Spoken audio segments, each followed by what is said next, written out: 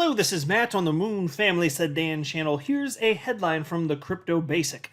Top lawyer accuses Hinman of attacking XRP, alleges he was paid to give ETH free pass. And they're talking about none other than attorney Jeremy Hogan. They're saying that Jeremy Hogan is accusing Hinman of attacking XRP, and that they're saying that Jeremy Hogan is asserting that Hinman was paid to give ETH a free pass and actually ultimately even attack XRP.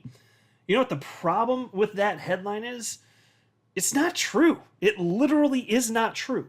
Now look, I like the Crypto Basic.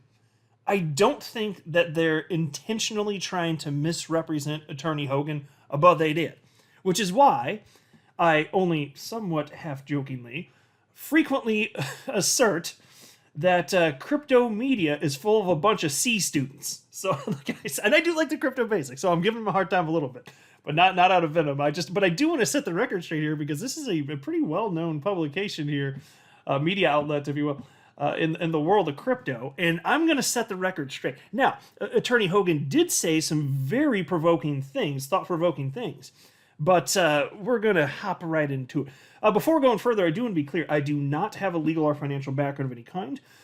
I'm not offering legal or financial advice, and you definitely should not buy or sell anything because of anything I say or write. I'm just an enthusiast who enjoys making YouTube videos about crypto-related topics, but just as a hobby and just for fun. All right, so where did all of this come from? Well, Attorney John Deaton had a live stream on his YouTube channel yesterday, Crypto Law TV.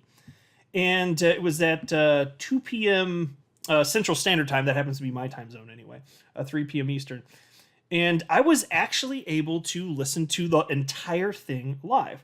So I just kind of adjusted my schedule. So instead of jogging at a different time in the day, I decided, you know what, I'm just going to do it right now in the middle of the day, pop in my AirPods, which are the worst product Apple has ever created. They break all the damn time, and they don't frequently work. But anyway, setting that aside, because it grinds my gears, I popped in my AirPods and I was just jogging around a local park and listening to what's going on. And so there's a little bit of walking, so most of the time I couldn't really look at the screen, but it did look like a really lively discussion going on. I threw a few comments out there, but most of the time I was just listening. And it was fascinating because Attorney John Deaton had on his live stream 3 other attorneys, including Attorney Hogan. He also had Attorney Mark Fagel, who used to work at the SEC, and then an attorney who represented Rosalind Layton, who was writing for Forbes for a couple of years about the SEC v. Ripple case and other nonsense stuff that Gensler was doing. And I can't remember the name of that attorney right off the top of my head, but it was a very interesting podcast. It's this right here for those of you that want to check it out. It's titled "The Hinman Docs" with an all-star legal panel. Went 1 hour and 14 minutes. There are close to, I think, 5,000 people listening live, and there's now been 45,000 people that have viewed it. So I'd say it's a success. it's been well received. So as far as the content here, and that's what they're covering. So the comments in this article, that's where it's coming from, and I do encourage you guys to check that out if you have the time. I know it's a little bit of a longer one, but it's totally worth it. So check this out. This Crypto Basic piece reads as follows.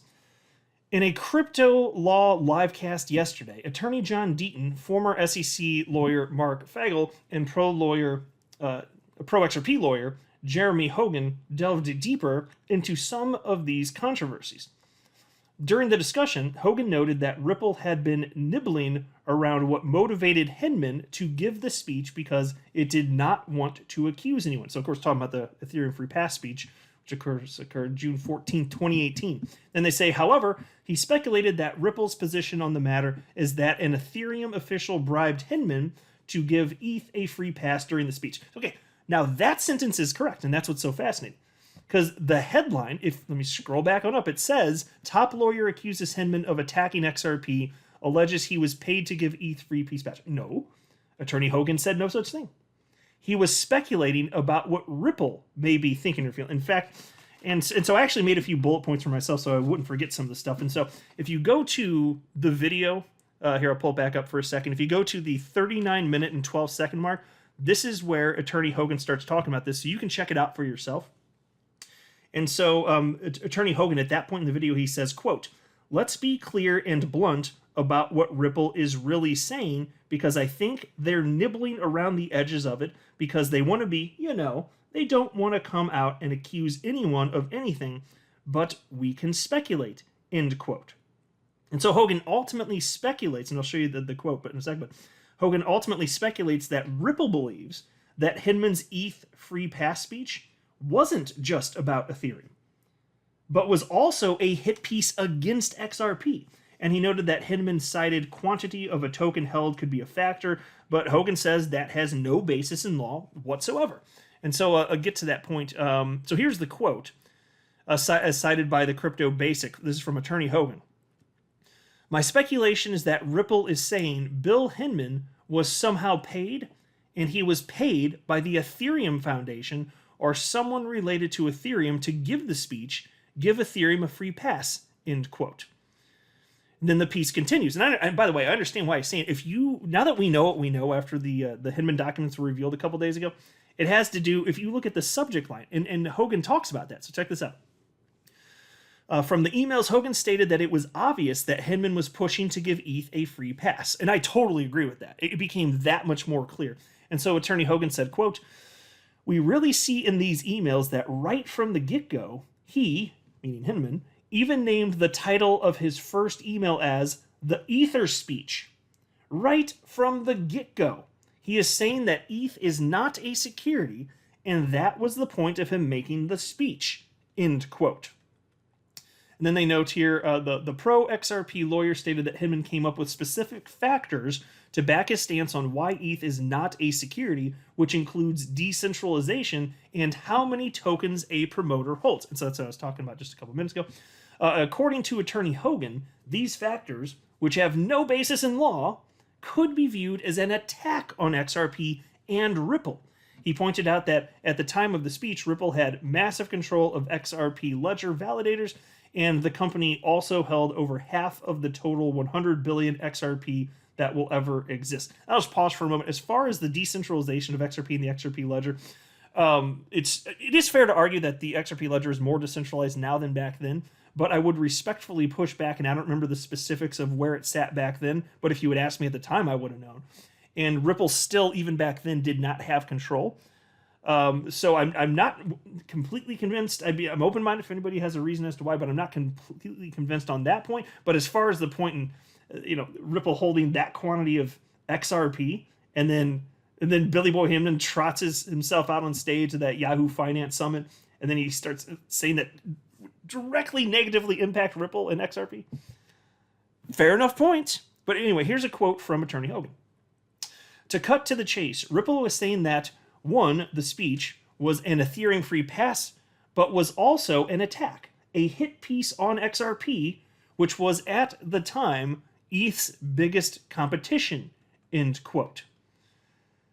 Yeah, it's definitely something. So, I mean, I can't say definitively, but the perspective, well, nobody can. That's why, again, Attorney Hogan is certainly speculating here.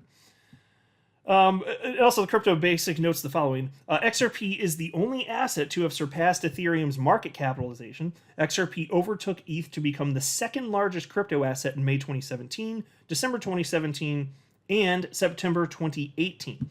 Yeah, folks, nothing else had done that. So ever since ETH was in spot number 2, no. It was really just XRP. And so then Billy Boy Hinman's talking a mad game about that ETH. Now it's certainly not a security. We don't see a central authority, even though he spoke with Vitalik Buterin and Joe Lubin leading up to that to help him determine how to craft the speech even.